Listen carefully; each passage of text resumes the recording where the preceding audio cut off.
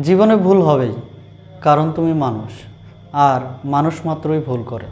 কিন্তু ভুল করাটাই সমস্যা নয়, সমস্যা তখনই হয় যখন তুমি সেই ভুল থেকে কিছু শিখো না। প্রতিটি ভুল এক একটা পাঠশালা।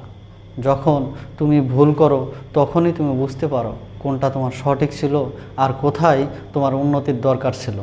এই বোঝার মধ্যেই লুকিয়ে আছে তোমার ভবিষ্যতের সাফল্য। অনেকে ভুল করলে হাল ছেড়ে দেয়, ভাবে আমি ব্যর্থ। অথচ সত্যি কথা হলো, ভুল মানে ব্যর্থতা নয়, ভুল মানে শেখার সুযোগ। আজ যেটা তোমার ভুল, কাল সেটাই হতে পারে তোমার শক্তি, যদি তুমি তা গ্রহণ করো, বুঝো এবং শুধরে নাও।